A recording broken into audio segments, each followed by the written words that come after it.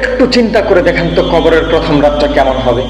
একটু ভেবে দেখেন কবরের প্রথম রাতটা, যেই দিন আপনাকে কবরে রেখে আসা হবে, ওই রাতটা কেমন হবে। সেই রাতে আপনার পাশে আপনার স্ত্রী থাকবে না, আপনার ছেলে মেয়ে আত্মীয় স্বজন কেউ আপনার সাথে থাকবে না। সেই দিন সেই ঘরে, কবরের অন্ধকার ঘরে আপনার কোনো লাইট থাকবে না, কোনো ফ্যান থাকবে না, বাতি থাকবে না। অন্ধকার কবর ঘর, মাটির কবর ঘর, সংকীর্ণ জায়গা, আপনাকে একাই থাকতে হবে। আপনি দুনিয়াতে যেই বিছানায় ঘুমাতেন সেখানে সেই বিছানাটা থাকবে না, আপনার দুনিয়াতে যেই বালিশে ঘুমাতেন সেই বালিশটা সেখানে থাকবে না, আপনি যেই চাদরে ঘুমাতেন সেই চাদরটা সেখানে থাকবে না। অন্ধকার কবর ঘরে আপনাকে একাই থাকতে হবে। সাপ, পোকামাকড়, বিচ্ছুর ভয় আপনাকে ওই কবরে রেখে এসে আপনার আত্মীয় স্বজন, ছেলে মেয়ে, হয়তোবা তারা জায়গা জমি সম্পত্তির ভাগাভাগিতে লিখতে হবে, আপনার কথা কেউ মনে রাখবে না। যেই স্ত্রীকে নিয়ে দুনিয়াতে ঘুমাতেন একই বিছানায়, ওই স্ত্রী হয়তো অন্য কারো হাত ধরে চলে যাবে, হয়তো অন্য কারো স্ত্রীতে পরিণত হবে, আপনার স্ত্রী আর থাকবে না। যেই ছেলে মেয়ের জন্য সারা জীবন কষ্ট করেছেন, সেই ছেলে মেয়ে আপনাকে ভুলে শুধুমাত্র জায়গা জমির ভাগাভাগিতে লিপ্ত হবে, আপনার কথা মনে রাখবে না।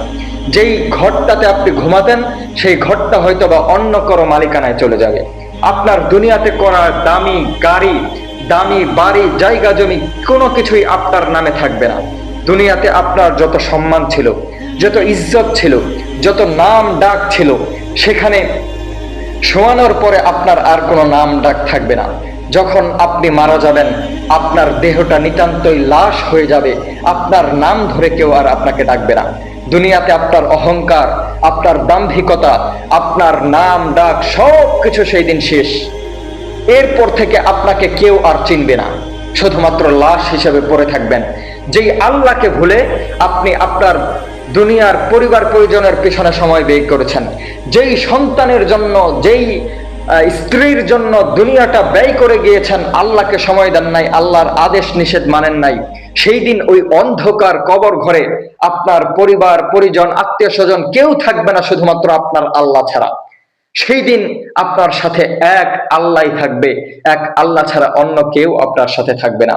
সুতরাং সেই দিন যদি আপনার আমল আপনার পক্ষে কথা না বলে, আপনার আমল যদি আপনার সাথ না দেয়, তাহলে ওখান থেকে আপনার জাহান্নামের আযাব শুরু হয়ে যাবে।